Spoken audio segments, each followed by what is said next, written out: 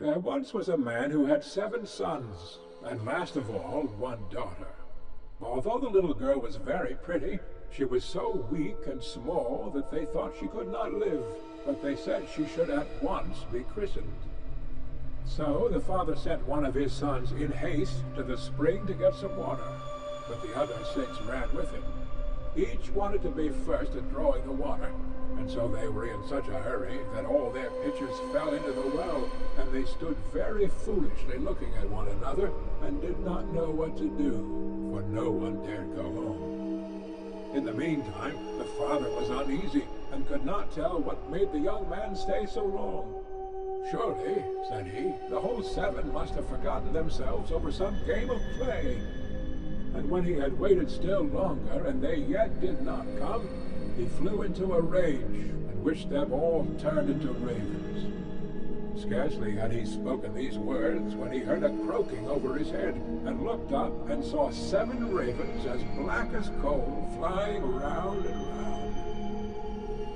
Sorry as he was to see his wish so fulfilled, he did not know how what was done could be undone, and comforted himself as well as he could for the loss of his 7 sons with his dear little daughter, who soon became stronger and every day more beautiful. For a long time she did not know that she had ever had any brothers, for her father and mother took care not to speak of them before her. But on one day, by chance, she heard the people about her speak of them. "Yes," said they, "she is beautiful indeed, but still 'tis a pity that her brothers should have been lost for her sake." Then she was much grieved, and went to her father and mother, and asked if she had any brothers, and what had become of them. So they dared no longer hide the truth from her, but said it was all the will of heaven, and that her birth was only the innocent cause of it. But the little girl mourned sadly about it every day, and thought herself bound to do all she could to bring her brothers back. And she had neither rest nor ease, till at length one day she stole away, and set out into the wide world to find her brothers, wherever they might be, and free them, whatever it might cost.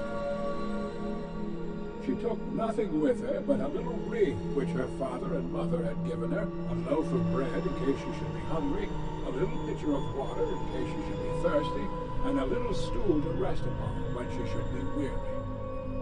Thus she went on, and journeyed till she came to the world's end. Then she came to the sun, but the sun looked much too hot and fiery, so she ran away quickly to the moon.